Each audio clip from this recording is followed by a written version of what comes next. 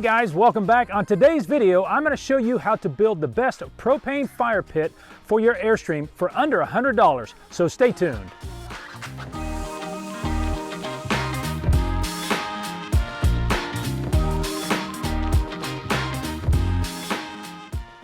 Hey guys, welcome back. It's Rick here, and as I mentioned in today's intro, today's project is a DIY portable propane fire pit for your Airstream. So, why do we want fire pits and why do we like campfires? Well, first off, campfires are just awesome. Anytime you go camping, it really enhances kind of that experience of being out in nature, being able to have a campfire, sit around with family, friends, roast marshmallows, just be outside and just really enjoy the ambiance that a nice fire pit can provide. But there's a lot of problems with some of the fire pits that we see at campgrounds. First off, if you're like me, you've shown up and they're just a lot of times just full of trash and everything. Unfortunately, people don't clean up after themselves. Also, if you try to use the fire ring that's at your campsite, you're going to require a lot of wood to keep that campfire going, as well as a lot of times you can't even bring in your own firewood. You got to buy firewood there locally. Also, they're just smoky, and they can be difficult to get a campfire lit and everything else. Now, there are other portable fire pits that you can buy, commercial fire pits, but these tend to sometimes not be very well built, not very good quality.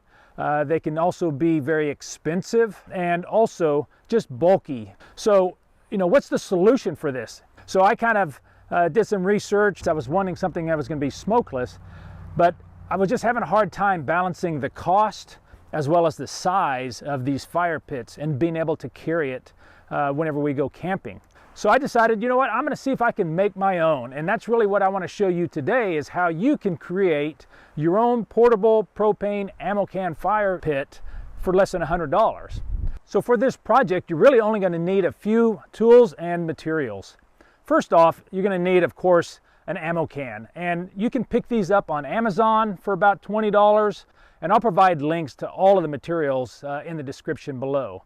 The other thing you're going to need is a propane burner, and I chose to use a propane burner that you would typically use on a turkey fryer, but there are others that you could maybe use as well, but I think this one is going to work best for us. The next thing you're going to need, of course, is a 20 psi propane hose with an adjustable regulator. You got to make sure it's got the adjustable regulator, because if not, you're not going to be able to adjust the flame height. It's either going to be too tall or too big, or it's going to be too low. So you want one that's adjustable. The next thing you're going to need is a piece of expanded metal. You're going to use this to create a grate to put over the burner, so then you can stack your lava rocks on there.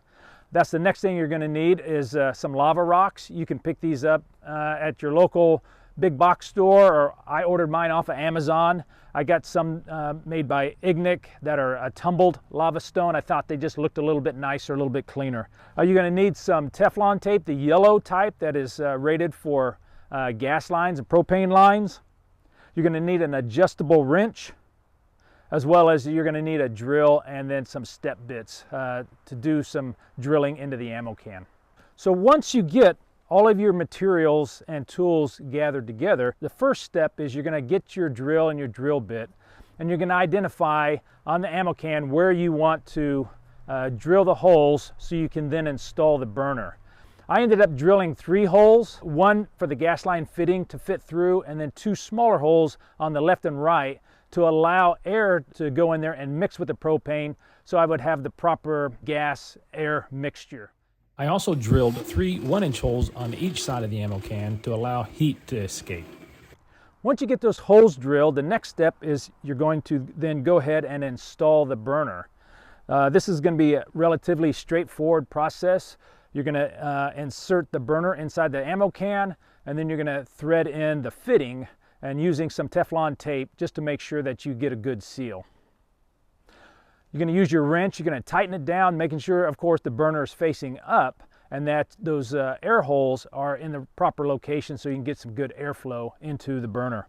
Once you've got the burner installed, then the next step then is to take the expanded metal, and you're just going to have to do a little bit of measurement, cut it to size, and then go ahead and bend it into a shape similar to this right here.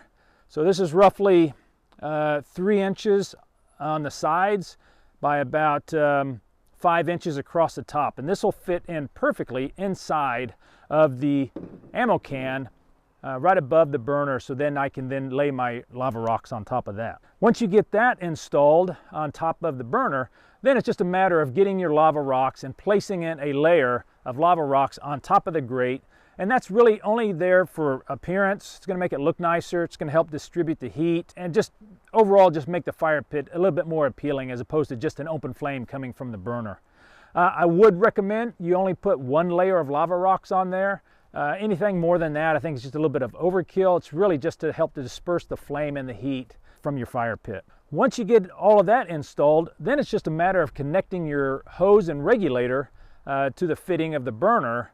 And that's just, again, a simple task. Don't over tighten it, but you do want to make sure you get a good seal. Now, you can also go ahead and buy some propane quick disconnects. I don't have any for this setup here, but it is something that you could consider adding on to yours if you wanted to, if you just want to make it a little bit easier just to connect and disconnect. And then finally, once you have all of that done, then it's just a matter of connecting to your propane tank. And what I've decided is I wanted the ability to use both these 1-pound propane cans as well as the larger standard size propane cans. So if I'm at the house or something like that and I want to have a fire out here in the backyard.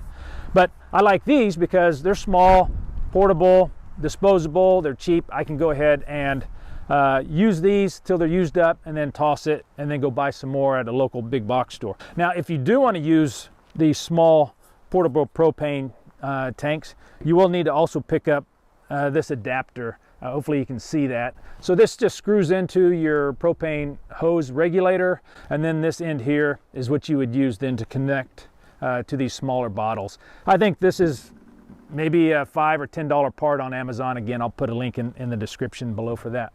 Okay, so just like that, in just a matter of a few moments and a few tools and supplies, you got yourself a DIY portable ammo can fire pit. So let's go try this thing out. Okay guys, so we got it all set up here in the backyard. Got the 20-pound tank hooked up to it. But I will tell you, once you get it connected and everything, make sure you've got one of these lighters. You can either light it through one of the holes that I drilled in here, or you can light it from the top.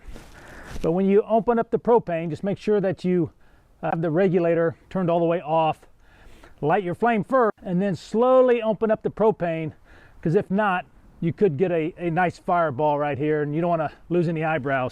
So we'll go ahead and get her lit up here, and there you go.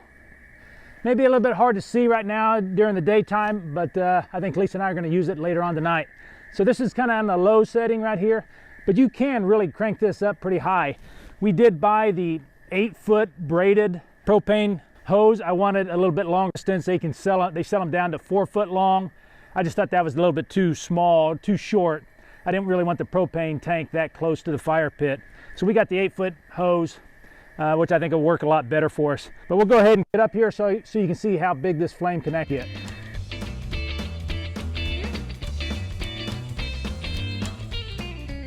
So, you know, with just a quick turn of the knob there, you can get a really nice campfire going. It is a little bit breezy today, like I said. You know, so you just want to be careful with that with any type of fire, whether it's a propane fire pit or an actual smokeless fire pit. But guys, hopefully you like this video, and hopefully this was informational for you as well. And if you're interested in building a portable fire pit, just check out the description below. Got all the links to all the supplies and everything. And I think it'd be a great way to expand and enjoy your camping trip in the future. So hopefully if we don't hear from you, we'll see you down the road.